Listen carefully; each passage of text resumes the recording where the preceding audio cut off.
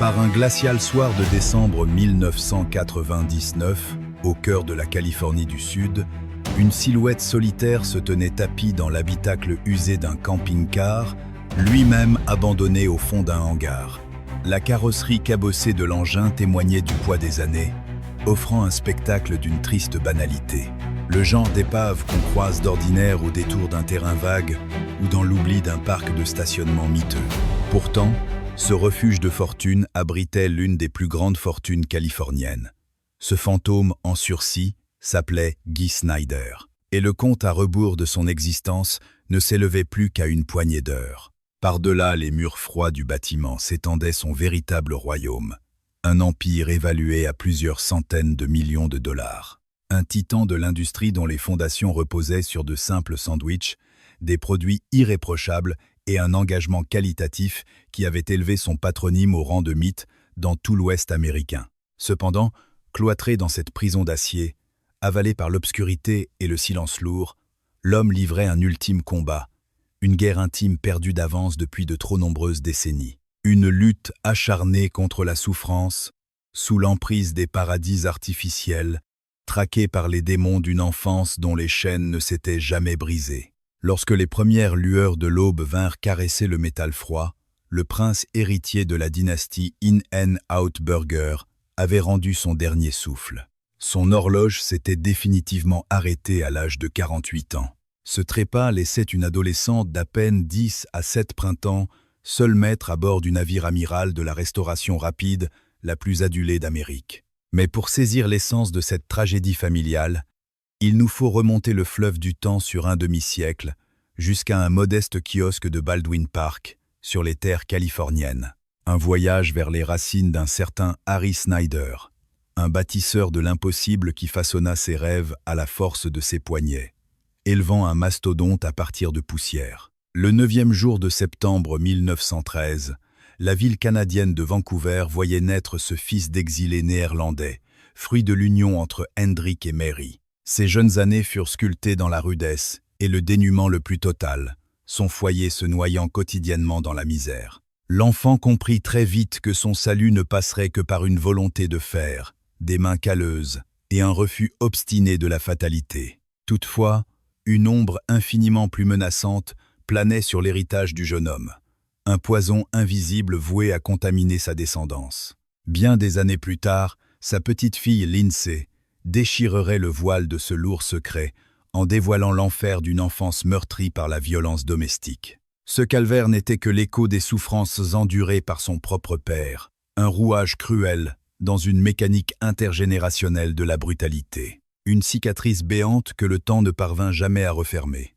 À l'aube de l'âge adulte, la tribu Snyder leva le camp vers Seattle avant de jeter définitivement l'ancre sous le soleil de Santa Monica. Le jeune homme enchaîna les besognes ingrates, forgeant son âme au feu de l'effort pour saisir le véritable prix de la sueur et du sang. Au retentissement des canons de la Seconde Guerre mondiale, son élan patriotique se heurta brutalement au verdict médical. Un tympan crevé l'empêchait de franchir l'océan.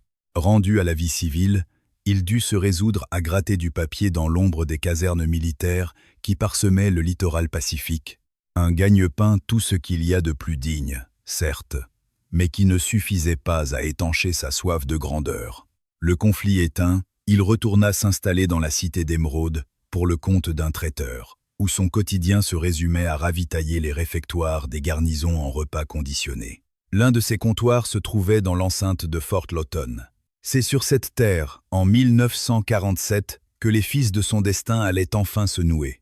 Les rênes de l'établissement étaient tenues par une certaine Esther Lavelle Johnson, une femme qui incarnait l'antithèse absolue de notre livreur. Il brillait par son côté brut de décoffrage, elle irradiait par sa grâce. Son école à lui, c'était la rue. La sienne, c'étaient les livres. Originaire des terres de l'Illinois, la jeune femme avait vu le jour en 1920, grandissant au milieu d'une fratrie de 8 enfants. Sous le fracas des bombes, elle avait offert son expertise au corps médical de la marine en tant qu'infirmière de bloc, rejoignant les rangs prestigieux des volontaires féminines. Les armes déposées, elle avait embrassé des études de zoologie sur les bancs de l'université locale, jonglant entre les amphithéâtres et les fourneaux militaires. Le jour où la grande carcasse déterminée de l'employé franchit le seuil avec ses caisses de vivres, une étincelle invisible vint percuter leurs deux âmes. Ils étaient les deux moitiés d'un même éclat, s'emboîtant avec une précision désarmante. L'intransigeance rocailleuse du jeune homme fondait face à la douceur tempérante de sa promise. C'était un loup solitaire à l'esprit prophétique. Elle incarnait la terre ferme et la raison. Néanmoins, leur véritable force résidait dans un pilier commun qui allait devenir la fondation de leur existence entière. Une profonde noblesse de cœur, doublée d'une foi inébranlable en la puissance rédemptrice de l'effort continu. Leurs destins furent scellés par les liens sacrés en 1948.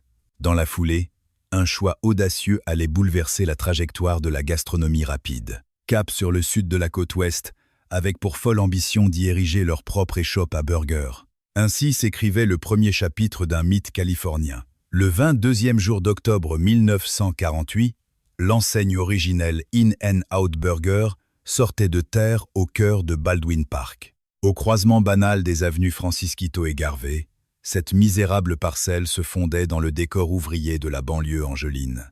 Le pari financier de départ ne pesait que 5000 modestes billets verts.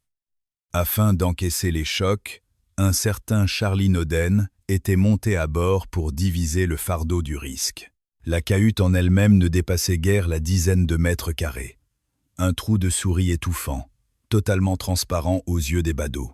Pourtant, c'est dans ce microcosme étriqué que se préparait un séisme industriel sans précédent.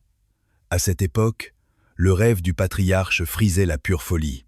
Son rêve absolu, permettre aux affamés de formuler leurs désirs et de savourer leur repas, bien lové, dans le confort de leur habitacle. Dans l'effervescence californienne de l'après-guerre, la norme exigeait des bataillons de serveurs à roulettes, slalomant entre les carrosseries pour recueillir les requêtes et ramener les plateaux en équilibre. Une chorégraphie d'une lenteur désolante pour Harry, dont l'esprit bouillonnant était persuadé qu'une voie bien plus fluide l'attendait. Alors, une fois la frénésie du service retombée et les derniers grilles éteints, l'homme se muait en inventeur nocturne. Réfugié dans l'antre de son garage, il accumulait les essais, lui qui n'avait pourtant jamais effleuré les bancs d'une prestigieuse école d'ingénierie. Sa seule boussole restait une volonté de faire, aveugle face au concept même d'impossibilité, sous prétexte de l'inédit. Le miracle technique surgit enfin au terme d'une interminable série d'échecs, une création appelée à bouleverser son époque. Un interphone bidirectionnel, dont l'apparente naïveté sur le papier cachait en réalité un séisme absolu sur le terrain. Il suffisait désormais de garer sa machine au ras de la borne, d'adresser sa requête au chef lui-même, puis de glisser de quelques mètres pour recueillir son festin. Fini l'agonie de l'attente sur le parking, terminé les quiproquos exaspérants lors de la transmission des plats. Seul comptait dorénavant la fulgurance d'une prestation sublimée, épousant merveilleusement la bannière que cet homme avait imaginée. In and out. Pourtant, aux prémices de cette révolution, la foule se montrait singulièrement déconcertée par la manœuvre. L'artisan dut tapisser l'endroit de mode d'emploi pour guider les conducteurs, dont beaucoup frissonnaient à l'idée de converser avec un cube d'acier. D'autres, rongés par la curiosité, s'amusaient à triturer les molettes au point de menacer l'intégrité de cette mécanique fragile. La machine attisait même une convoitise féroce. À la fin des années 40 et durant l'âge d'or des bolides dans les années 50, ces terminaux étaient massivement pillés pour sublimer les autoradios clandestins. Chaque crépuscule imposait donc aux brigades de barricader le matériel. Mais malgré la tempête, l'idée de génie prenait enfin racine. Les voyageurs nocturnes succombèrent à cette commodité foudroyante, mais plus que tout, ils tombèrent amoureux des saveurs proposées. Car dès l'inauguration de son modeste comptoir, le fondateur imposait une exigence confinant presque à la folie obsessionnelle. Avant même que les premiers rayons du soleil ne déchirent la nuit, il arpentait les halles de bouchers et les étals maraîchers, traquant manuellement la quintessence des récoltes locales. Son palais réclamait des feuilles à peine arrachées de la glaise, des fruits rouges gorgés de soleil et des bulbes tranchés dans la rosée de l'aube. La glace n'avait pas le droit de citer sur ses viandes, tandis que d'immenses tubercules trouvaient leur destinée sous les lames des arrière-cuisines. Chaque offrande culinaire naissait de manière artisanale, façonnés sur l'instant pour célébrer chaque nouvel invité. Au crépuscule de leur premier mois d'activité, le couple s'était déjà délesté de près de 2000 de leurs créations mythiques. Le murmure de cette prouesse embrasa les artères de Baldwin Park et les bourgades limitrophes. Il s'agissait de bien autre chose qu'un simple repas expédié. L'expérience frisait l'exceptionnel. Et pendant que l'œuvre prenait de l'envergure, le nid familial en faisait autant.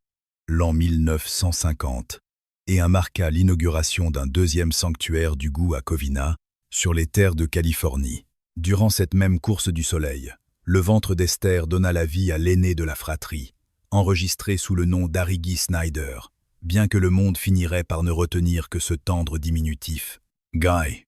À peine un cycle passé, en 1952, le berceau accueillait un cadet, Richard Alan Snyder, dont le destin imposerait rapidement le surnom de Rich. L'univers séparait pourtant ces deux entités. Dès leur premier balbutiement, une fracture existentielle les repoussait aux pôles opposés de l'âme humaine. Le plus jeune se fondait dans l'incarnation de la droiture, cet écolier modèle qui embrassait les règles et accomplissait son labeur avant même qu'on ne l'exige. Le grand frère brûlait au contraire du feu de la rébellion, envoûté par les accélérations fulgurantes, l'ivresse du danger et le vertige de briser les interdits. L'un s'agrippait farouchement aux racines du clan, absorbant chaque nuance du modèle économique paternel de l'intérieur. L'autre fuyait vers les étendues bitumées, là où la fureur mécanique venait étouffer le silence oppressant de la réalité. Les deux héritiers forgèrent néanmoins leur adolescence dans la sueur des cuisines familiales, une sentence à laquelle il était impossible de se soustraire. Le patriarche vouait un culte sacré à une seule doctrine. La chair de sa chair devait maîtriser l'architecture de son empire dans ses moindres fondations. De la danse éreintante des serpillières aux voltiges des steaks sur le feu, jusqu'à la rudesse austère de la comptabilité. Baignant dans cette arène dès le plus jeune âge, ils durent assimiler que le triomphe se payait avec des larmes et du courage, bien loin des privilèges aristocratiques. Cependant, un autre héritage bien plus ténébreux coulait dans leurs veines, un poison issu des tréfonds d'une histoire paternelle ravagée. La spirale des tourments ayant broyé la jeunesse du Créateur projetait son ombre funeste sur ses fils, un mal indicible dont les ravages ne se dévoileraient qu'à l'automne de leur vie. La tribu verrouillait ses propres gouffres d'un silence absolu, scellant les drames qui rongèrent leur foyer derrière l'épaisseur de leurs murs. Il aura fallu attendre le crépuscule de plusieurs décennies pour qu'une fondation née sous leur égide, destinée à foudroyer la maltraitance infantile, vienne lever le voile, le sanglant miroir entre leurs cicatrices privées, et cette noble croisade apparut alors dans une clarté aveuglante. À la fin des années 50, le clan délaissa son port d'attache initial pour s'établir dans les vastes couloirs d'une résidence de San Dimas, véritable oasis bourgeoise logée au cœur de la vallée de San Gabriel. La machine à succès tournait à plein régime, semant de nouveaux temples de la restauration avec une précision d'orfèvre aux quatre vents de la Californie du Sud. L'artisan se refusait viscéralement à céder au vertige d'une expansion effrénée. Il rejetait les sirènes du système de franchise et honnissait le crédit sous toutes ses formes. Chaque brique posée était scellée par les liasses de ses propres bénéfices, et chaque parcelle de terrain était inspectée à la loupe. C'est au gré de cette épopée que le couple tissa des liens indéfectibles avec une autre légende du milieu, un dénommé Karl Karcher, le fondateur de Carl's Jr., un guide précieux lors de ses premiers balbutiements. Toutefois, au-delà de cette amitié sincère, Harry préférait tracer son propre sillage. Pour lui, l'excellence exigeait une mainmise absolue sur les moindres rouages de la machine. Ce dogme allait forger l'âme d'In-Out pour les décennies à venir. Dans les années 1950, la fureur des bolides modifiés transforma naturellement ces relais en repères incontournables pour la jeunesse. Les allées du service au volant offraient une scène rêvée pour parader au milieu de ces carrosseries rutilantes. Et l'alchimie d'une nourriture irréprochable à des prix dérisoires scellait la fidélité des foules. À l'aube des années 1960, les vagues et les surfeurs éclipsèrent la culture de l'asphalte. Mais l'engouement pour In-N-Out ne flétrit jamais. Des icônes telles que Lucille Ball ou Bob Hope en firent leur halte de prédilection lors de leurs échappées entre Los Angeles et leur refuge de Palm Springs. Face à ce tourbillon, Harry conserva une obsession quasi religieuse pour la fraîcheur absolue et la qualité des produits. Ses nuits s'achevaient bien avant les premières lueurs de l'aube, le temps d'ausculter lui-même la viande et les récoltes du jour. À ses yeux, la dignité de ses équipes pesait tout autant que le respect dû à sa clientèle. Dès les premiers jours, l'entreprise offrit des salaires bien supérieurs à la norme, et Harry veillait à ce que chaque employé se sente profondément estimé. Puis vint l'épineuse question de l'héritage. À l'approche des années 1970, le patriarche se retrouva au pied du mur, confronté à un choix de plus en plus déchirant. Ses deux garçons, désormais des hommes faits, entretenaient des liens diamétralement opposés avec l'empire familial. Le cadet, Rich, avait plongé les mains dans la machinerie financière de l'entreprise dès l'âge de 10 à 7 ans. Il sacrifiait volontiers l'insouciance des soirées entre amis pour se noyer dans les registres comptables. Cet enfant comprenait l'affaire dans ses moindres fondations et épousait la quête de perfection et d'expansion mesurée de son père. Le portrait de Guy, l'aîné, peignait une toute autre réalité. Son cœur battait au rythme de la course. Les bolides, les motos foudroyantes et l'ivresse indomptable de la compétition. Il vouait un culte au circuit d'Irwindale, une arène où son père avait jadis investi, et y consumait le moindre instant de libre. Néanmoins, une ombre plus sombre planait sur ce fils aîné, une faille qui rongeait d'angoisse ses parents. Au cœur des années 1970, une violente tragédie à deux roues vint briser son destin. Les séquelles le condamnèrent à un supplice perpétuel, transformant les analgésiques salvateurs en un poison insidieux, une spirale addictive qui allait le hanter jusqu'à son dernier souffle. En observant ses deux héritiers, Harry trancha, prenant une décision qui allait sculpter l'avenir de toute la lignée. Bien qu'il fût le benjamin de la fratrie, Rich s'imposait comme le seul monarque légitime. Incarnant la droiture et l'esprit d'entreprise, il portait en lui la promesse d'une évolution saine et maîtrisée, chère à Harry. Guy, lui, demeurait l'électron libre, luttant contre des tempêtes intérieures que son père ne saisissait que trop bien. La spirale de la douleur poursuivait son œuvre. Le 14 décembre 1976, un cancer des poumons emporta Harry Snyder. Il avait 63 ans. L'abandon de la cigarette, survenu bien des années auparavant, n'avait pu effacer les ravages du passé. À l'heure de son dernier soupir, In-N-Out comptait 10 à 8 sanctuaires parsemés à travers le sud de la Californie. Et son aura d'excellence régnait en maître absolu sur le monde de la restauration rapide. Sans grande surprise, la couronne échut au jeune riche, à peine âgé de 24 ans. La matriarche, Esther, toujours actionnaire majoritaire, devint secrétaire trésorière, tandis que Guy héritait d'un statut de vice-président exécutif. Une simple miette de consolation pour l'aîné, définitivement écarté du trône. Sur l'échiquier financier, cette manœuvre était d'une logique implacable. Pourtant, ce même choix ensemença le sol d'une rancœur tenace et de souffrance, des racines vénéneuses prêtes à éclore dans les années à venir. Ainsi débuta l'âge d'or de Rich Snyder. Dès 1976, le nouveau souverain démontra qu'il était digne de porter l'héritage paternel. S'il conservait l'obsession de Harry pour les produits nobles et l'esprit de clan au sein des équipes, il insuffla également une fougue et une vision novatrice à cette entité en pleine floraison. L'un de ses premiers coups d'éclat fut l'érection d'un centre d'approvisionnement majestueux au cœur du quartier général d'In-Out, à Baldwin Park. Cette forteresse névralgique permettait de réceptionner, conserver et redistribuer les vivres et l'outillage vers l'intégralité du réseau, offrant ainsi à l'entreprise un verrouillage total sur l'excellence de chaque ingrédient. La chair des steaks y était façonnée à même les murs.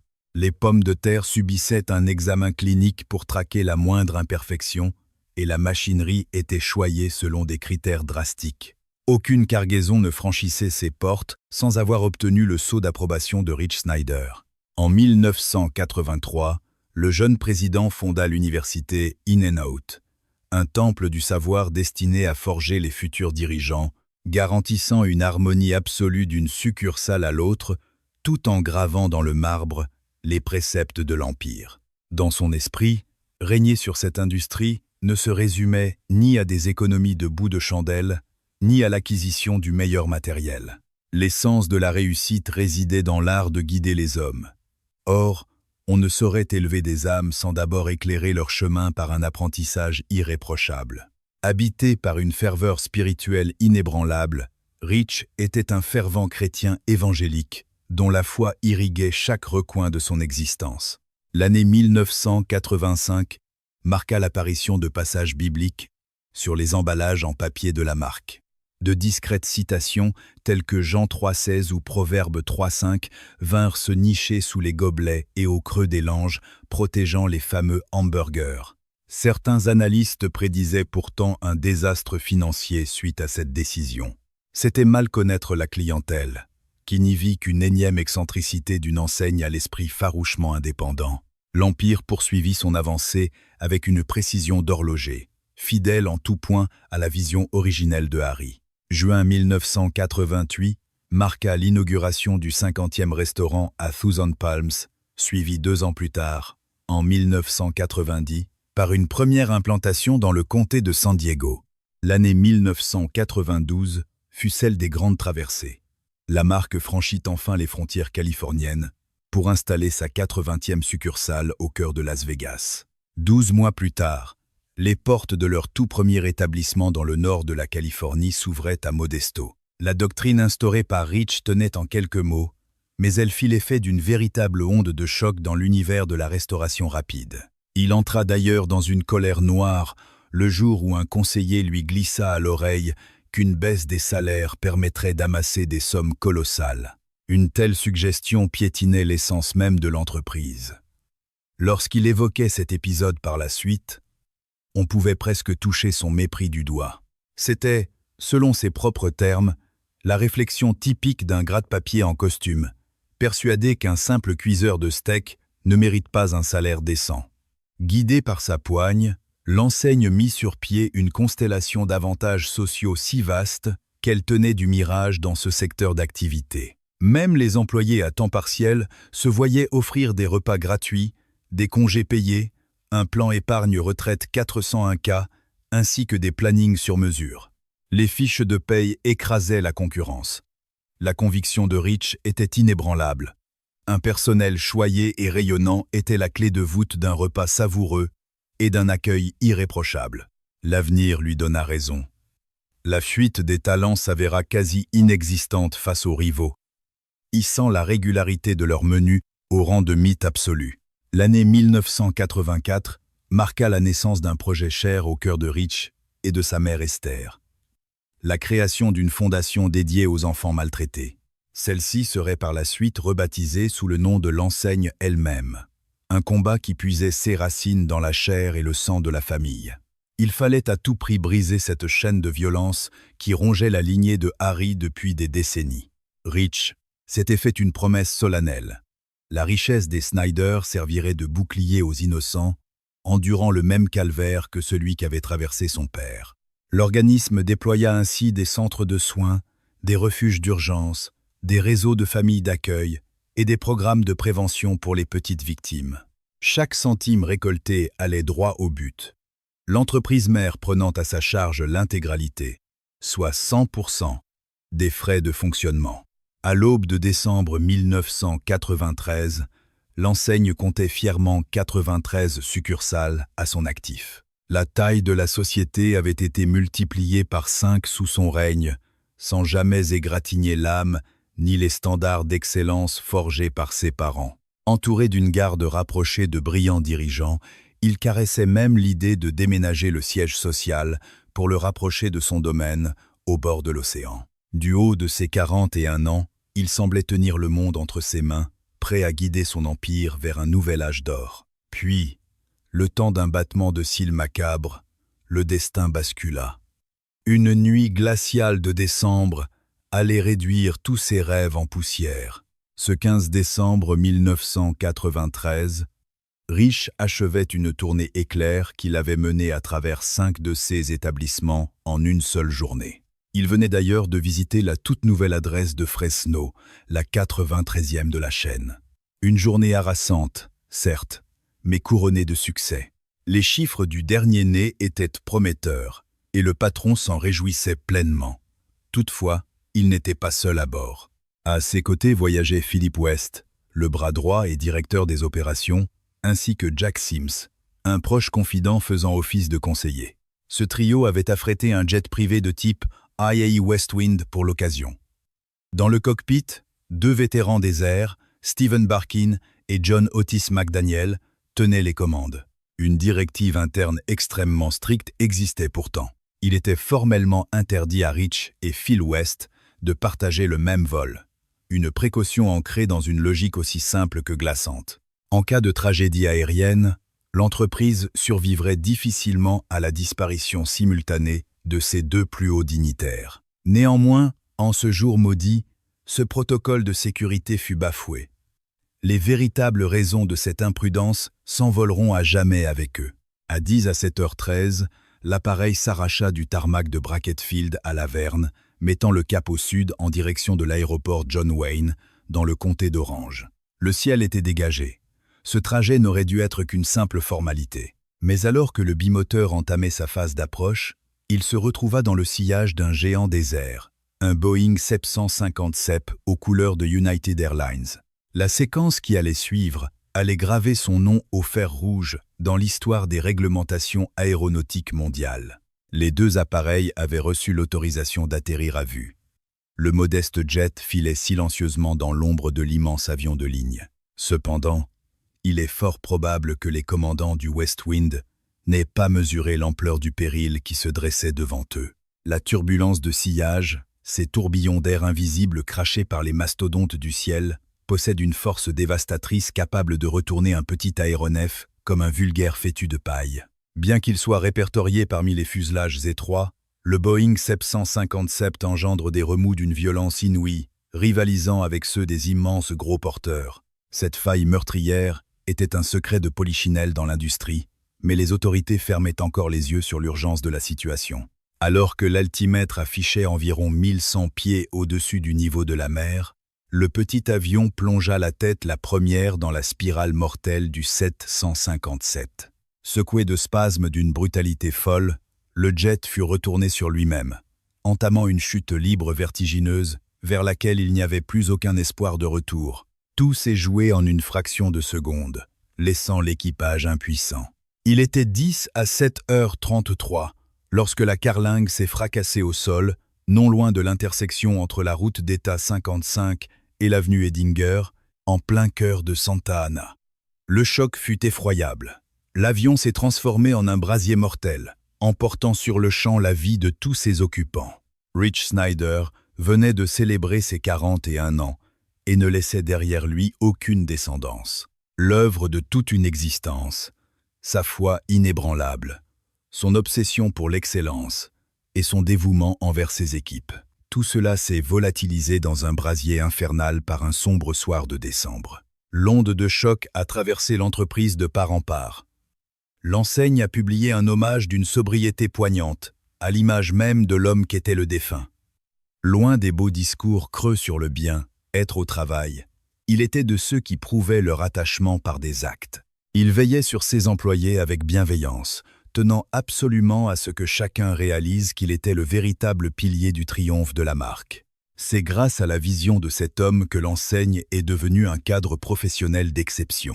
À peine 24 heures avant le drame, il se trouvait dans le nord de la Californie pour applaudir sa nièce de 10 ans, Lindsay, lors d'un concours de beauté. C'est dans les coulisses de cet événement qu'il avait échangé quelques mots avec son frère, Guy.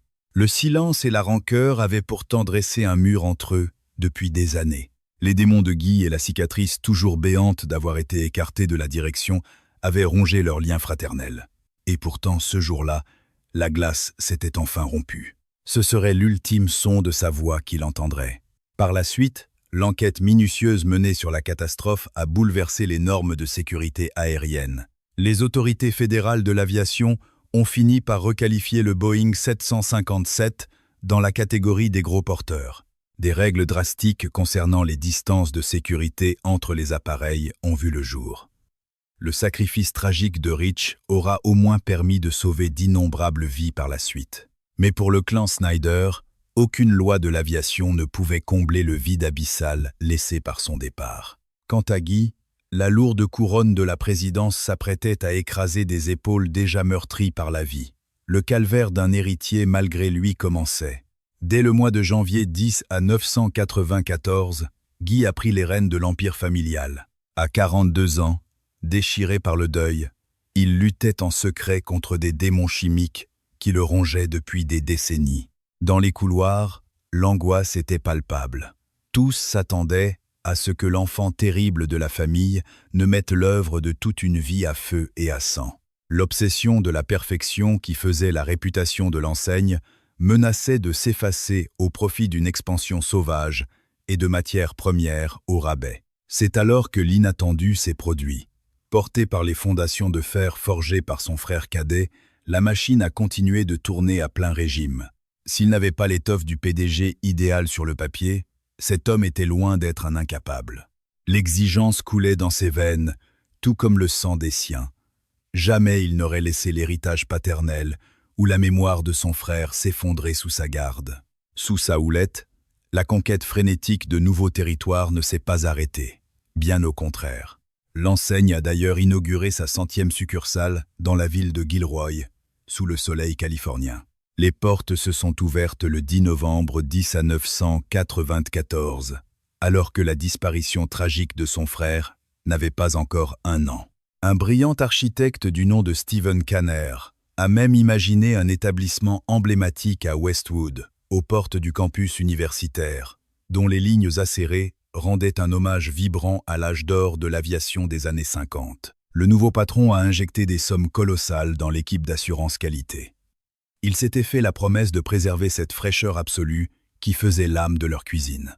Sa vision a façonné des protocoles de contrôle ultramodernes, garantissant que la moindre portion de frites, le moindre sandwich ou le moindre milkshake soit digne du sceau d'excellence familiale. Peu de gens savent que le Hollandais volant, cette énigme du menu secret composé de 2 steaks hachés noyés sous le fromage et de rien d'autre, a été baptisé en son honneur. C'était son péché mignon, un clin d'œil affectueux à ses années de pilote de course et au sang néerlandais de ses ancêtres. Indépendamment du chaos qui régnait dans sa tête, Guy portait un amour inconditionnel à cette entreprise. Une passion féroce, d'une intensité égale à celle qui animait le patriarche et son regretté frangin. Mais la dépendance rampait toujours dans l'ombre, comme un poison froid cherchant sans cesse à l'entraîner vers les abysses. Ses déboires avec les stupéfiants ne dataient pas d'hier. Tout avait commencé après un accident de moto au beau milieu des années 70. Les analgésiques censés réparer son corps en avaient fait un prisonnier. Au fil du temps, la descente aux enfers s'est accélérée. Il connaissait des instants de grâce où il était sobre, balayé aussitôt par des rechutes d'une violence inouïe. Les cures de désintoxication lui offraient parfois une lueur d'espoir, mais le miracle n'était jamais définitif. Sa fille, Lindsay, garde encore le souvenir de ses visites dans ce qu'elle prenait alors pour un hôpital ordinaire, à l'époque où elle n'avait que 5 ou 6 ans. C'est bien plus tard que la mère vérité lui a sauté aux yeux. C'était une clinique spécialisée. À l'époque, sa mère s'était contentée de lui murmurer que son papa souffrait d'une maladie. L'année 10 à 997 a marqué un nouveau départ lorsqu'il a passé la bague au doigt de Cathy Touche, une complice de jeunesse. Ce fut ses secondes noces. Son histoire de 10 à 7 ans avec Linda, la mère de sa fille, s'était soldée par une rupture douloureuse en 10 à 991. Une véritable onde de choc pour la petite Lindsay, qui venait tout juste de souffler ses 12 bougies. Cet homme représentait tout son univers, son ancrage d'affection et de tendresse le plus profond. Et cette fracture familiale a creusé un gouffre qu'elle mettrait des années à tenter de combler.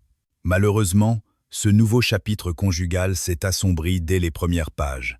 Des années plus tard, Cathy racontait avec émotion que son mari débarquait parfois dans son propre établissement, nouait un tablier autour de sa taille et filait donner un coup de main en cuisine. Au fond, il restait un être d'une désarmante simplicité, se plaisait-elle à dire. Son bonheur ultime consistait à s'asseoir au grand air avec un sandwich fondu à la viande et à laisser son regard se perdre dans le balai des avions qui fendèrent le ciel. Diriger un empire pesant 1 milliard de dollars, tout en luttant contre ses propres démons, s'est avéré un fardeau insupportable. Cette union s'est inévitablement brisée, s'achevant par un divorce en 1999. Rongé par ses dépendances, Guy s'est peu à peu effacé de la direction de l'entreprise. Il s'évanouissait dans la nature des semaines entières, trouvant parfois refuge dans une vieille caravane stationnée au fond d'un entrepôt délaissé d'In and Out, du côté de Baldwin Park. Ironie du sort, c'était ce lieu même où, jadis, son propre père triait méticuleusement chaque ingrédient. Cet édifice, symbole de l'excellence familiale, n'était plus que le sanctuaire d'une âme en peine, fuyant la réalité. Face à la tourmente, Esther Snyder, approchant les 80 ans, a dû reprendre les rênes du quotidien. Épaulée par les fidèles dirigeants de l'époque de Rich, elle a endossé le rôle de présidente, reléguant Guy au poste de président du conseil d'administration. Une manœuvre avant tout honorifique, car la véritable autorité restait entre les mains de la garde rapprochée formée par Rich. Sans oublier cette matriarche prête à tout pour sauver l'héritage des siens. D'ailleurs, en 1997, l'enseigne franchissait le cap des 124 restaurants. L'année suivante, en 1998, la firme célébrait son demi-siècle d'existence à la tête d'un réseau de 134 établissements. C'est également cette année-là que le film The Big Lebowski a immortalisé la marque sur grand écran, l'ancrant définitivement dans la culture populaire américaine. En apparence, le succès était total. En coulisses, cependant, Guy sombrait inéluctablement. Le crépuscule de sa vie a été rythmé par au moins 3 surdoses et un infarctus. Un soir, les forces de l'ordre l'ont retrouvé errant dans un quartier malfamé, vêtu d'un simple jogging et d'un t-shirt à l'effigie de sa propre chaîne. Pour les patrouilleurs, il n'était qu'un énième toxicomane à la dérive, loin de s'imaginer qu'il faisait face aux dirigeants d'un empire colossal.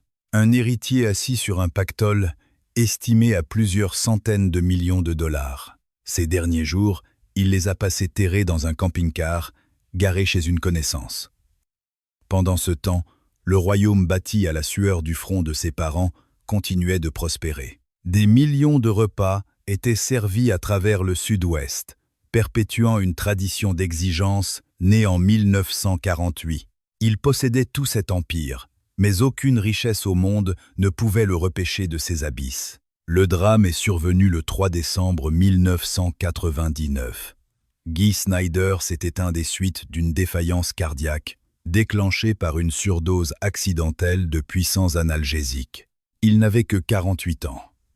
À 79 ans, Esther Snyder devait faire face à la plus cruelle des tragédies, survivre à son mari ainsi qu'à ses 2 enfants. Cette ancienne infirmière de bloc opératoire de la Seconde Guerre mondiale, celle-là même qui avait érigé un mastodonte de la restauration rapide depuis un minuscule réduit à Baldwin Park. Cette battante qui avait tenu les comptes, façonné la viande et cajolé ses employés comme sa propre chair, se retrouvait face à une montagne, avancée, seule. Au même moment, quelque part dans les brumes du nord de la Californie, une adolescente de 10 à 7 ans prénommée Lindsay découvrait qu'elle devenait l'unique héritière du trésor d'In Out. Une enfant propulsée au sommet d'un royaume d'1 milliard de dollars. Née le 5 mai 1982 à Glendora, Lindsay était le fruit du premier mariage de Guy. Depuis sa plus tendre enfance, elle vivait dans l'adoration totale de ce père qu'elle idolâtrait. Avec son affection débordante et son humour dévastateur, il avait le don de l'envelopper d'amour et de lui donner une importance infinie. Hélas, ce cocon d'innocence a vite été balayé par la souffrance. Il y a eu ses allers-retours dans des cliniques qu'elle prenait pour de simples hôpitaux et ses disparitions prolongées, lourdes de mystères. Sans parler des disputes parentales résonnant à travers les cloisons, jusqu'à cette déchirure ultime, la séparation de ses parents alors qu'elle venait tout juste de fêter ses 12 ans. Plus tard, la révélation de l'infidélité de son père est venue jeter une lumière crue sur les cendres de ce mariage. Cette trahison a brisé ses certitudes, creusant en elle une soif inextinguible pour cette tendresse paternelle dont elle avait été si brutalement privée. La disparition de Guy a été le coup de grâce, Mon univers tout entier a volé en éclats, confiera-t-elle des années plus tard. La solitude lui était devenue intolérable après la perte de son père. Son absence l'a poussée frénétiquement à chercher de quoi combler ce gouffre béant. À peine sortie du lycée, à seulement 10 à 8 ans, elle a convolé en juste noces. Au fond de moi, je savais que c'était une erreur, avouera-t-elle avec lucidité. Cette petite voix intérieure me hurlait de fuir. J'ai foncé tête baissée, et l'addition fut salée. Un divorce fulgurant. La peur viscérale du vide l'a rapidement jetée dans un second mariage. C'est à ce moment-là qu'elle a sombré dans l'alcool et le cannabis, ces fléaux mêmes qu'elle s'était juré d'éviter. Le miroir de la déchéance paternelle l'a rattrapée. Elle suivait cette même voie destructrice et risquait une fin tragiquement prématurée sans un sursaut d'urgence. Le bilan fut lourd. 3 alliances, 3 ruptures. L'angoisse de la solitude était telle que chaque échec la précipitait immédiatement vers un nouveau compagnon. Comme si ce drame intime ne suffisait pas, elle a échappé de justesse à 2 tentatives d'enlèvement. La première alors qu'elle était encore sur les bancs du lycée, à 10 à 7 ans. La seconde est survenue à l'aube de ses 24 ans, alors qu'elle faisait ses armes à la direction d'un centre logistique de la chaîne familiale. Pour sauver sa peau lors de cet assaut, il lui a fallu traverser une voie rapide au pas de course, fuyant des ravisseurs embusqués dans une camionnette aux vitres condamnées. Pourtant, au beau milieu de cette tempête personnelle, Lindsay s'imprégnait, pas à pas, des rouages de l'Empire bâti par les siens. L'année 1999 fut marquée par un double tournant dans sa vie. La perte tragique de son père et ses premiers pas au sein de l'enseigne In and Out. Du haut de ses 10 à 7 printemps, elle avait parfaitement conscience que cet empire lui reviendrait un jour, mais elle refusait catégoriquement le moindre passe-droit. Hors de question d'accepter un héritage sans l'avoir mérité à la sueur de son front. C'est pourquoi elle a patienté 2 heures entières dans une file d'attente pour décrocher un entretien dans une succursale fraîchement inaugurée à Redding, en Californie, se fondant ainsi dans la masse des candidats. Porter l'étiquette d'enfant du patron s'accompagnait d'un lourd fardeau de préjugés. Comme elle le confiera plus tard, elle désirait asseoir sa légitimité par une éthique de travail irréprochable, un respect qu'elle a su conquérir lentement mais sûrement. La décennie qui suivit la vie gravirent patiemment tous les échelons de la hiérarchie. À seulement 24 ans, on lui confiait déjà les rênes d'un restaurant. Des plaques de cuisson à la caisse jusqu'aux bureaux administratifs, elle s'est imprégnée de chaque rouage du métier. Les subtilités culinaires du Flying Dutchman et l'essence même du double-double n'avaient plus aucun secret pour elle. Elle s'est appropriée cette fameuse recette de sauce secrète, celle-là même que Harry brassait jadis au fond d'un tonneau à l'aide d'un manche de hache en bois. Elle portait en elle cette philosophie de l'excellence et du dévouement, un héritage immuable fondé par ses grands-parents en 1948. Pendant ce temps, Esther tenait toujours fermement la barre en tant que présidente de l'entreprise. C'est sous son égide que la marque a franchi les frontières pour s'implanter en Arizona, ainsi que dans les contrées du Nevada, s'étendant au-delà de Las Vegas. L'Empire poursuivait son irrésistible ascension sans rien sacrifier de son âme. Des hamburgers préparés à la commande, des frites finement taillées à la main et un personnel invariablement considéré comme une extension de la famille. À l'aube de l'année 2006, le réseau s'était tissé autour de plus de 200 établissements. Puis survint la journée fatidique du 4 août 2006 où Esther Snyder rendit son dernier souffle à l'âge de 86 ans. La figure tutélaire du clan venait de s'éteindre. Avec elle, disparaissait l'ultime pionnière, cette femme qui, autrefois penchée sur les comptes d'un modeste kiosque, avait vu son rêve se métamorphoser en un colosse pesant plusieurs milliards de dollars. Lors de ses funérailles, les convives partagèrent des hamburgers In and Out, un hommage d'une simplicité désarmante, incarnant à la perfection ses dernières volontés. Le poids des responsabilités devait alors changer d'épaule pour peser sur une nouvelle génération. Au moment du décès d'Esther, Lindsay venait tout juste de célébrer ses 24 ans. Les pleins pouvoirs de la société ne lui furent toutefois pas remis dans la foulée. Le fauteuil présidentiel fut d'abord cédé à Mark Taylor, un vétéran de la direction des opérations, marquant ainsi une rupture historique. Il était le premier dirigeant étranger à la lignée fondatrice. Néanmoins, dans l'ombre, chacun savait pertinemment qu'il n'assurait qu'une période de transition. La couronne revenait de droit à Lindsay. Pourtant, cette passation fut jalonnée de turbulences, culminant en 2006 avec un procès épineux qui mit en lumière de profondes fractures au sein de la direction. Richard Boyd, cadre historique et co-administrateur du capital de la société, se retrouva au cœur de l'orage. Il lança de lourdes accusations, reprochant à la jeune héritière et à ses partisans d'avoir fomenté la chute de la vieille Esther dans le but de faire main basse sur l'Empire avant l'heure. Des allégations que la principale intéressée repoussa avec une véhémence inébranlable. Dans des enregistrements poignants, la voix égarée de la matriarche résonnait, persuadée dans sa confusion qu'on conspirait pour l'isoler de tous ses proches. Un arrangement juridique fut finalement entériné avant que la fondatrice n'ait à subir l'épreuve d'un témoignage, entraînant par là même le départ définitif de Boyd après plus de 20 années de loyaux services.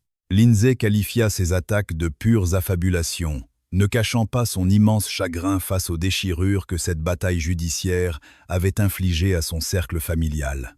Le cap de ses 30 ans, célébré en 2012, marqua l'acquisition de 50% des parts de l'entreprise, avant de s'imposer en maître absolu, avec 97% du capital, à l'aube de ses 35 ans, en 2010 à 7. Cet instant de bascule la propulsa directement dans le cénacle très exclusif des plus jeunes femmes milliardaires du globe.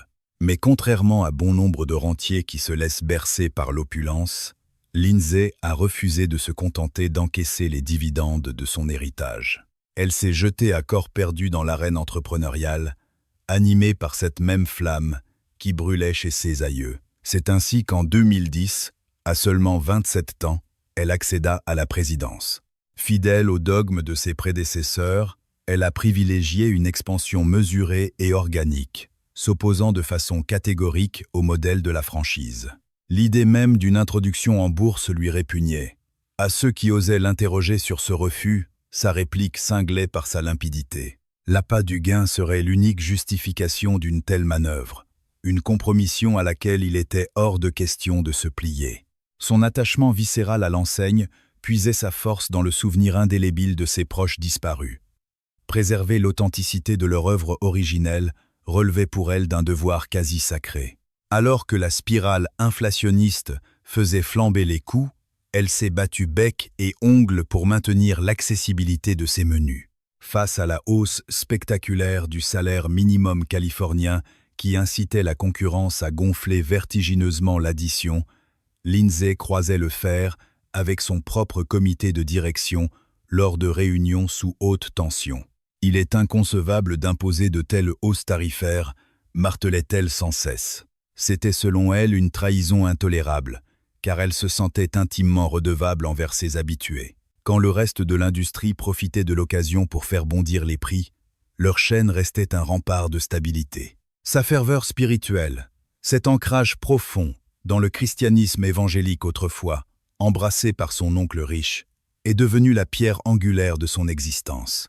Les textes sacrés lui offraient un refuge inestimable, lui permettant de puiser du courage dans les récits de figures bibliques ayant traversé des abysses bien plus terrifiants que les siens. Après tout, personne ne la traînait de force dans la poussière, ni ne l'envoyait à la potence ou sous le fouet. Cette simple perspective de résilience lui donnait la force d'avancer. L'obscurité aurait pu être bien plus profonde. Elle a ainsi fondé l'organisation Slave to Nothing, une véritable croisade contre l'esclavage moderne et les ravages de la toxicomanie, décuplant par là même l'œuvre caritative, amorcée des années plus tôt par sa grand-mère et son oncle. Ces combats résonnaient dans sa propre chair, elle qui avait observé, impuissante. Les démons de l'addiction dévoraient son père à petit feu. C'était désormais une promesse gravée dans le marbre. La puissance financière de la dynastie Snyder allait se dresser comme un bouclier contre les fléaux obscurs qui le lui avaient brutalement arraché. Et c'est finalement après 3 unions brisées qu'elle a découvert un amour véritable auprès de Sean Ellingson, un ancien employé de l'enseigne. Cet homme, saisissait pleinement l'essence de l'entreprise et le fardeau qui pesait sur ses épaules. Unis par les liens du mariage, ils se sont battus pour rompre cette spirale de souffrance qui tourmentait la lignée des Snyder depuis des décennies. L'héritage, lui, perdure avec éclat. Aujourd'hui, l'empire du fast-food compte plus de 400 établissements. Ces sanctuaires du hamburger parsèment désormais la Californie, le Nevada, l'Arizona, l'Utah, le Texas, l'Oregon, le Colorado, l'Idaho, l'État de Washington et le Tennessee. Cette immense machine génère des milliards de dollars de revenus chaque année, offrant un gagne-pain à plus de 36 000 âmes. La promesse originelle demeure intacte. La viande n'est jamais congelée et les pommes de terre sont toujours tranchées à la main. Les équipiers, quant à eux, perçoivent des salaires bien supérieurs à la norme et bénéficient d'avantages sociaux qui relèvent du mirage pour le reste de cette industrie. En l'an 2014, une réplique exacte du kiosque originel de 10 à 948 a émergé de terre, à 2 pas de son berceau de Baldwin Park. Les pèlerins modernes peuvent y voyager dans le temps, se tenant dans un espace exigu d'à peine 9 mètres carrés.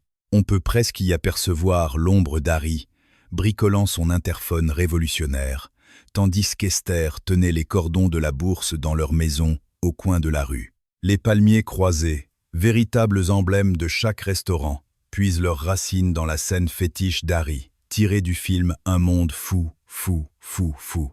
Leur tronc dessine toujours ce X si caractéristique sous le ciel bleu. La flèche dorée du logo pointe encore vers l'excellence, et les versets bibliques continuent d'habiller discrètement les emballages. Sans oublier ce fameux menu clandestin, avec ses burgers façon animale et ses commandes hollandais volants, qui offrent toujours aux initiés le frisson d'appartenir à un club très fermé. À la barre du navire, Lindsay Snyder veille sur le trésor familial avec l'instinct d'une louve protectrice. Elle a fait le choix de briser le silence sur les drames qui ont sculpté son existence, dans l'espoir d'éclairer la route de ceux qui affrontent les mêmes ombres. Car elle en a l'intime conviction. L'or ne repousse pas la mort, et la gloire n'est d'aucun secours contre les cœurs brisés. Elle a compris que les piliers des plus grands mythes américains plongent parfois leurs racines dans un terreau de larmes. Pourtant, une autre vérité l'habite. La fatalité n'est pas une loi immuable. Le mauvais sort peut être conjuré. Les meurtrissures peuvent forger de grandes destinées, et les pages les plus noires d'une histoire familiale devenir le brasier d'un renouveau éclatant de lumière. En franchissant le seuil de cette reconstitution historique, le public y voit l'aube radieuse d'un véritable rêve américain. C'est dans ce mouchoir de poche qu'un certain Harry et sa compagne Esther ont érigé une œuvre qui allait leur survivre. Une forteresse capable de résister aux ravages du cancer, aux tragédies aériennes, aux gouffres de la drogue et aux déchirements fraternels. Un monument d'éternité. Mais ce qui échappe au regard, ce sont les spectres cachés, les traumatismes d'enfance qui rongeaient Harry et les poisons mortels qui ont finalement eu raison de Guy. Les visiteurs ignorent le deuil insoutenable d'une Esther survivant à ses propres enfants ou la détresse de cette adolescente solitaire couronnée à la tête d'un royaume dont elle ne voulait pas. La légende de cette enseigne dépasse de loin la simple confection de repas. Elle est une parabole cruelle sur la véritable rançon de la gloire en Amérique. C'est le récit de cicatrices transmises par le sang, d'âge en âge, jusqu'à ce qu'une âme trouve le courage de refermer la plaie. C'est l'épopée d'une lignée qui a flirté avec le gouffre, mais qui a trouvé la force de nourrir des millions de bouches avec une authenticité et une tendresse infinie. Le rituel des mets fraîchement préparés perdure. La découpe méticuleuse des pommes de terre aussi. Les sourires derrière les comptoirs ne faiblissent pas. Et quelque part, au cœur de cette machinerie bien huilée et des œuvres caritatives, l'esprit d'Harry, d'Esther, de Rich et même de Guy continue de palpiter. Leur testament spirituel ne se mesure pas seulement en bilan financier, mais résonne dans le rire de chaque enfant sauvé par leur fondation.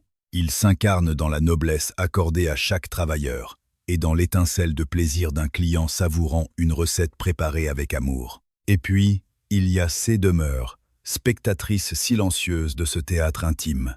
Tout au long de l'ascension et des chutes de cette dynastie, Leurs maisons ont été les gardiennes de récits muets, mêlant la gloire à la fatalité. Le tout premier foyer de Baldwin Park, dressé juste en face du kiosque originel, brillait par sa simplicité et son pragmatisme.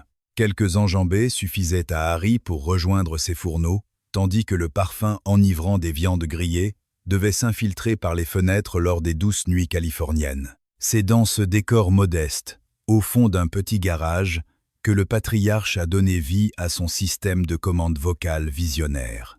Il y a usé ses nuits, sans relâche, jusqu'à ce que son coup de génie bouleverse à jamais la restauration rapide. Vers la fin des années 50, portés par le triomphe naissant, les Snyder ont posé leurs valises dans une propriété plus vaste à San Dimas, une banlieue cossue levée dans la vallée de San Gabriel. C'est entre ces murs que Guy et Rich ont forgé leur jeunesse et leur vision du monde.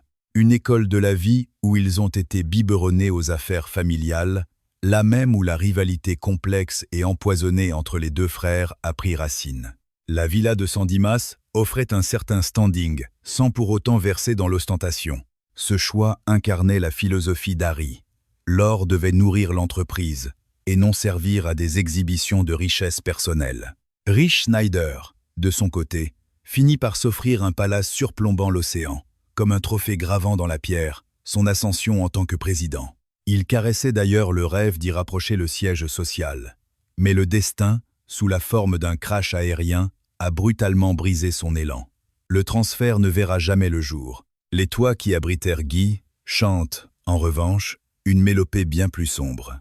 De ses premières noces naquit la maison d'enfance de la petite Lindsay, un sanctuaire tissé d'amour pur, mais aussi de l'angoisse dévorante d'observer un père consumé par ses propres chimères. Dans le sillage de son divorce, l'existence de Guy s'est effritée, le menant vers une errance résidentielle de plus en plus précaire. Le point d'orgue de cette dérive s'est joué dans la pénombre d'un entrepôt, où il a fini par élire domicile à l'intérieur d'un camping-car. Là, reclus, il campait parmi les équipements et les stocks d'un empire qu'il était pourtant destiné à gouverner. Quant à Lindsay, sa quête effrénée d'une demeure idéale résonnait comme l'écho troublant de son propre cheminement vers une sérénité insaisissable. En l'an 2012, elle fit l'acquisition d'un immense domaine pour la somme faramineuse de 10 à 7,4 millions de dollars, niché à Bradbury en Californie, un sanctuaire équestre réservé à l'élite. Autrefois fief de la légende du baseball Adrian Beltre, cet Éden de 4 acres était protégé 24 heures sur 24 au cœur d'un voisinage ultra sécurisé. Ce manoir majestueux, frôlant les 10 à 9 000 pieds carrés, n'abritait pas moins de 11 chambres et de 14 salles de bain. Salles obscures privées, cave à vin, centre de remise en forme, et même un salon de coiffure complétait ce tableau, sans oublier un parcours de golf intimiste de 2 trous. Des terrains de tennis et de basket côtoyaient des vergers florissants et de nobles vignes, le tout flanqué d'un garage pour 6 véhicules et d'un pavillon de loisirs de 3400 pieds carrés. Un pavillon d'invités indépendants, doté de son propre espace de stationnement, offrait 3 chambres supplémentaires et 2 salles d'eau pour accueillir les visiteurs. Dans le vestibule de la résidence principale trônait un lustre en cristal imposant comme une citadine, suspendu sous des fresques peintes sur mesure culminant à 35 pieds de hauteur. Toutefois, même les murs grandioses de ce palais ne purent offrir un ancrage définitif à l'héritière. Proposée à la vente en 2010 à 7 pour près de 20 millions de dollars, puis retirée, la propriété reparut sur le marché en 2021, affichée à 16,8 millions de dollars. La transaction se conclut finalement à 6,3 millions de dollars, un dénouement financier amer marquant une dépréciation par rapport à son investissement initial. La souveraine de l'un des empires fast-food les plus prospères d'Amérique pliait bagage, l'âme toujours en quête d'ailleurs. Une preuve poignante que pour la dynastie Snyder, aucune bâtisse ne fut jamais un foyer éternel, et le bouclier entourant la vie de Lindsay n'avait rien d'un délire de persécution. Les raps auxquels elle a miraculeusement échappé étaient effroyablement réels, la condamnant à une vie retranchée derrière des forteresses inaccessibles au commun des mortels. L'immense patrimoine forgé par ses aïeux fut une lame à double tranchant, la métamorphosant en une proie traquée pour le seul péché d'avoir vu le jour au sein de l'opulence. À Baldwin Park, le berceau originel d'où toute l'épopée a jailli, le paysage a irrévocablement muté, effaçant les contours du passé. Lors du déploiement de l'autoroute Inter, état numéro 10 dans les années 1950, le ruban d'asphalte a impitoyablement dévoré le lopin de terre précis où Harry et Esther avaient insufflé la vie à leurs rêves.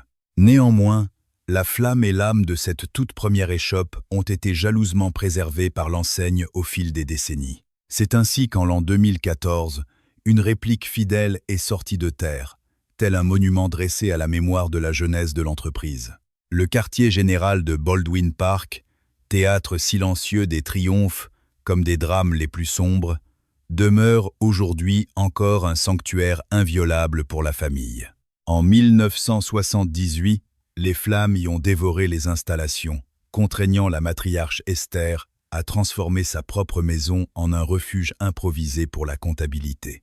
Sur ce même sol, Rich a érigé son pôle universitaire et son centre d'approvisionnement, et c'est aussi dans ces recoins que Guy s'est terré dans son véhicule récréatif lorsque ses démons se faisaient trop assourdissants. À présent, la légende continue de s'écrire entre ces murs, des façades ayant absorbé plus de déchirements familiaux que ne pourraient en concevoir les scénarios d'un feuilleton dramatique. C'est la Fondation qui parvient à sublimer cette meurtrissure en une mission sacrée. De tout l'héritage laissé par la lignée Snyder, cette œuvre caritative demeure incontestablement le joyau le plus précieux de leur histoire. En fondant cet organisme dédié aux enfants abusés en 1984, Esther et Rich ne se contentaient pas d'une simple parade de mécénat d'entreprise. Ils livraient une véritable bataille contre les spectres qui rongeaient leur clan depuis des lustres. Enfant, Harry avait grandi sous le joug de la violence domestique, un châtiment amer que son propre géniteur avait lui-même enduré. Cette spirale de la souffrance plongeait ses racines bien au-delà des mémoires. Pourtant, portant ses cicatrices comme une armure, Harry est parvenu à bâtir une œuvre majestueuse, et ses héritiers ont brandi cette immense richesse comme un bouclier, jurant de préserver la nouvelle génération de l'agonie qui avait assombri l'histoire des leurs. Désormais rebaptisée au nom de l'illustre enseigne, la Fondation finance des centres de soins thérapeutiques avec hébergement. Elle offre également des abris d'urgence, des foyers d'accueil, et déploie des programmes d'intervention précoce pour sauver les innocents de la maltraitance. Chaque centime récolté est injecté directement dans ces nobles causes, car l'entreprise absorbe 100% des frais de fonctionnement sans la moindre exception.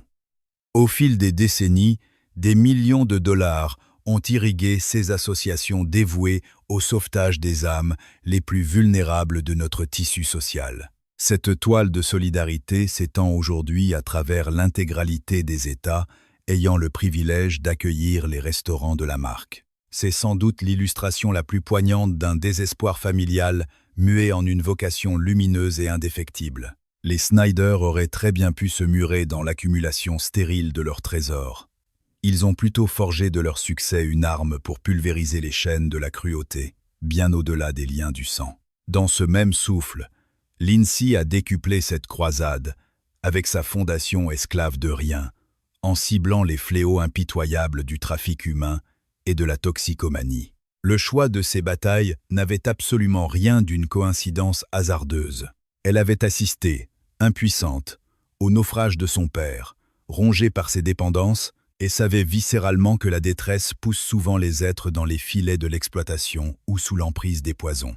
Cette nouvelle entité est venue faire écho à l'œuvre pionnière de ses aïeux pour l'enfance, tout en livrant une guerre acharnée contre les démons précis qui avaient arraché la vie de Guy.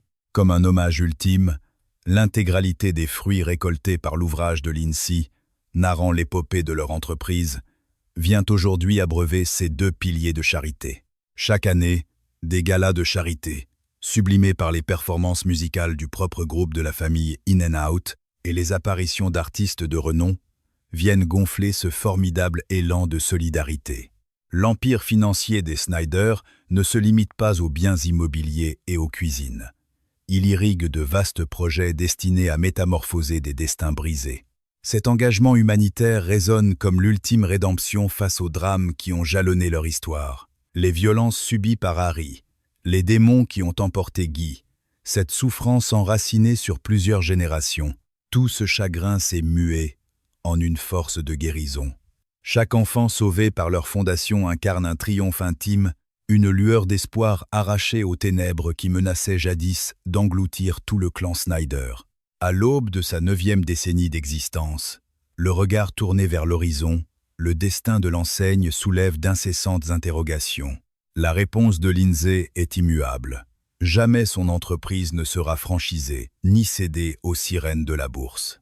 L'appât du gain serait l'unique motif d'une telle décision, a-t-elle souvent rappelé, et la richesse n'a jamais été sa boussole. Pourtant, la conquête des territoires se poursuit, et de nouvelles régions viennent inexorablement s'ajouter à l'empire florissant. De gigantesques pôles logistiques sortent de terre pour soutenir cette ascension fulgurante du Colorado jusqu'au Texas et bien au-delà. La modeste échoppe de 100 pieds carrés que Harry avait fondée avec à peine 5 000 $, gère aujourd'hui des centaines de succursales et brasse des milliards de dollars de chiffre d'affaires. De nombreux analystes scrutent cette anomalie, se demandant si la famille pourra tenir la barre encore longtemps. Après tout, les mastodontes économiques finissent presque toujours par se plier aux lois des marchés financiers. L'histoire nous montre que les dynasties commerciales ont tendance à s'effriter au fil du temps, déchirées par les rivalités d'héritiers aux ambitions contraires. Mais depuis maintenant 75 ans, l'enseigne déjoue toutes les statistiques, et Lindsay demeure une gardienne inflexible des dogmes fondateurs. L'esprit insufflé par le patriarche originel n'a absolument pas pris une ride. Des produits d'une fraîcheur irréprochable, l'exigence primant sur le volume, et des équipiers choyés comme des frères. C'est une progression mesurée, presque artisanale, qui refuse catégoriquement de sacrifier l'excellence sur l'autel de la rentabilité immédiate. Les discrètes références bibliques sous les gobelets, les palmiers emblématiques croisant le fer devant chaque établissement, et ce fameux menu confidentiel qui donne à chaque client le sentiment d'appartenir à un cercle d'initiés. À une époque dominée par les fusions impitoyables et les rachats sauvages par des fonds d'investissement, cette société fait figure d'exception absolue. Elle est la preuve vivante qu'une lignée peut conserver son indépendance, que l'amour du travail bien fait peut balayer la logique des coupes budgétaires, que le respect de ses artisans est un vecteur de prospérité, et que l'intégrité morale pèse bien plus lourd que n'importe quelle cotation boursière. Si la prétendue malédiction des Snyder a fauché bien des existences, elle n'a jamais pu assassiner leur vision. Ce rêve américain se dresse encore, savouré à chaque bouchée, dans plus de 400 restaurants à travers tout le pays. C'est un hommage majestueux à la volonté d'individus ordinaires qui, face à la facilité, ont catégoriquement refusé de courber l'échine. Harry Snyder a fermé les yeux bien avant de voir sa modeste création se muer en un colosse valant plusieurs milliards de dollars. Esther, quant à elle, a dû traverser l'enfer indicible de survivre à ses 2 enfants. Rich, foudroyé dans la fleur de l'âge. Guy, terrassé par les fantômes qui le tourmentaient depuis l'enfance. Le tribut de cette réussite fut, pour cette famille, d'une cruauté innommable. Et pourtant, à travers chaque pièce de viande dorée à la perfection, chaque frite taillée à la main, et chaque sourire d'un travailleur rémunéré à sa juste valeur et traité avec dignité, à travers le regard de chaque orphelin soutenu par leurs œuvres, et dans le palais de chaque convive savourant un plat préparé avec une véritable dévotion, l'âme des Snyder continue de battre. Au départ, le minuscule comptoir bricolé par Harry et Esther du côté de Baldwin Park n'avait pas vocation à s'ériger en un titan de la restauration. Ce n'était que l'illusion d'un couple d'acharnés, porté par l'espoir, animé par un profond respect d'autrui et farouchement opposé à la moindre concession sur la qualité de leur travail. 75 ans se sont écoulés, mais cette flamme sacrée brûle toujours avec la même intensité, irradiant chaque point de vente, des côtes californiennes jusqu'aux plaines du Tennessee. Les murs de leurs anciennes demeures ont être été rasés ou ont changé de main, et les membres de la famille ont rejoint les étoiles, mais leur édifice commun, le fruit de leur abnégation et la profondeur de leur conviction, tout cela demeure indestructible. L'exigence du fait maison, l'amour des siens, la bienveillance absolue, Voilà le véritable trésor légué par le clan Snyder.